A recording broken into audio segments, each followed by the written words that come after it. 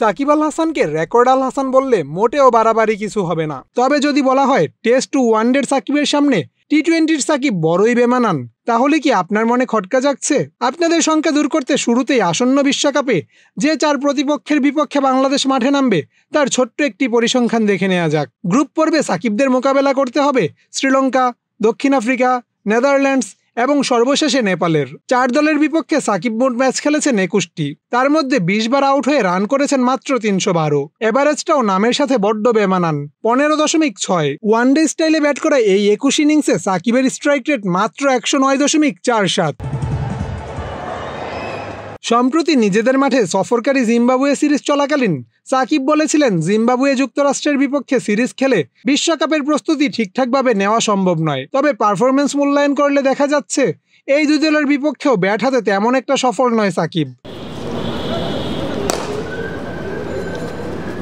প্রতিপক্ষ হিসেবে সবচেয়ে বেশি ম্যাচ সাকিব খেলেছেন জিম্বাবুয়ের বিপক্ষে, তবে তাদের বিরুদ্ধেও ব্যাট হাতে সাকিব তেমন সফল হতে পারেননি। 15 ম্যাচ খেলে 23.17 গড়ে রান করেছেন মাত্র 278। মঙ্গলবারই যুক্তরাষ্ট্রের বিপক্ষে প্রথম কোনো আন্তর্জাতিক ম্যাচ খেলেন সাকিবরা। ব্যাটারদের ব্যর্থতায় ওই দিন 5 উইকেটের বড় ব্যবধানে ম্যাচ হারে বাংলাদেশ। যেই যুক্তরাষ্ট্রের বিপক্ষে খেলে কাজের কাজ কিছুই হবে না বলেছিলেন সাকিব, তাদেরই বিপক্ষে ব্যাট হাতে হয়েছেন চরমভাবে ব্যর্থ।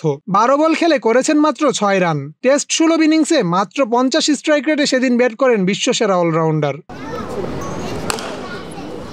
এবার একটু চোখ বুলানো যাক বিশ্বকাপে সাকিবদের 4 প্রতিপক্ষের কার বিপক্ষে সাকিবের পারফরমেন্স কেমন সেদিকটায়। শ্রীলঙ্কার বিপক্ষে সাকিব 9 ম্যাচে মাঠে নেমেছেন, 111.25 স্ট্রাইক রেটে ব্যাট করে রান করেছেন কেবল 178। এভারেজটাও একেবারেই সাকিব সুলভ নয়। দক্ষিণ আফ্রিকার বিপক্ষে দল হিসেবে বরাবরই ভুগে বাংলাদেশ। প্রোটিয়াদের বিপক্ষে 7 ম্যাচে বাংলার নবাবের রান কেবল 73, স্ট্রাইক রেটটা 95 ছুঁই। নেপালের সাথে বাংলাদেশ টি-20 খেলেছে একটি। ব্যাট হাতে অবিচ্ছিন্ন থাকা সাকিব সেই ম্যাচে করেন 18 বলে 37 রান। গ্রুপের 4 প্রতিপক্ষের মধ্যে মিস্টার 75 ব্যাট হাতে সবচেয়ে বিবর্ণ ডাচদের বিরুদ্ধে। 4 ম্যাচে মাত্র 6 গড়ে করেছেন কেবল 24 রান। এছাড়াও সহযোগী দেশগুলোর সাথে বরাবরই ব্যাট হাতে মলিন থাকেন সাকিব। স্কটল্যান্ড ও সংযুক্ত আরব আমিরাতের মতো দলগুলোর বিপক্ষে ছিলেন নরবরে।